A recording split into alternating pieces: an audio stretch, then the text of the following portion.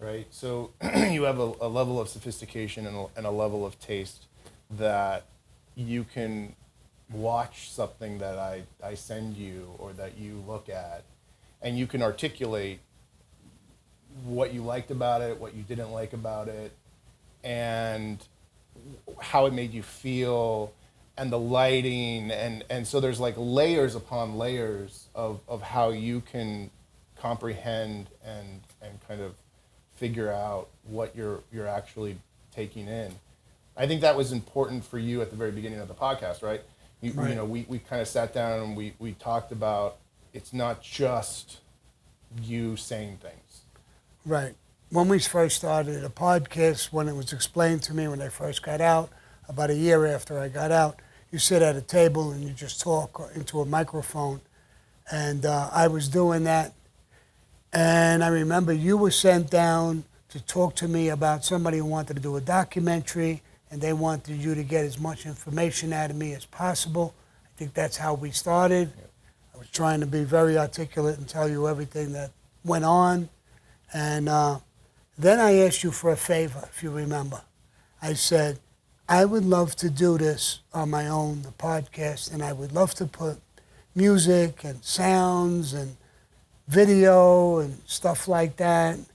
The first one, season one, episode one, we didn't put the video, but you helped me with that tremendously. And you put music and sounds into it. We had different people. We talked with George Gabriel, my daughter, Frank and Maddie, other people. I wanted it to be a little more understandable, enjoyable for people to listen to, just the talking, you know. I want it to be a little bit better.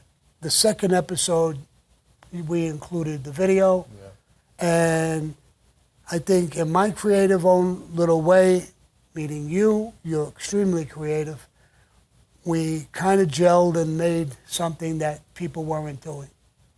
And if you remember, nobody wanted to let out the first episode. Yep. Then we let it out. It went very well. Yeah. I think that first episode now has got over 2 million hits. Does it really? Something like that, I think. Somebody was telling me the other day, I don't watch it all the time, but I think it got over 2 million hits. And then we went on. It did very well. And I always wanted to do a scripted show, the story of my life, and tell my story for a couple of reasons. One of them is that there's so many things that's said about me that's not true. Yeah. It's not that I got a great reputation or a great past. I mean, I'm not going to be Father of the Year. I'm not going to be a lot of things in life. I understand that. But there's certain things in there that are ugly, that are not true. So I said, I'm going to tell the story, if you remember, and I want to tell the truth as I remember it. I know a lot of people remember things differently, but as I remember it, I want to tell the truth. I'll tell the good, the bad, and the ugly. I'm not going to hold back. That's how we started. That was basically our agreement. You liked it, and we were going from there. We have season 1 and season 2 completed, and we're working right now as we speak on season 3 and season 4. And I don't know how many seasons we'll go, and I know we have something going on now with a possible docuseries. Yeah, I mean, we have very exciting things on the horizon that I think are just going to, you know, allow you to communicate what you went through in your story, even in a much larger scale.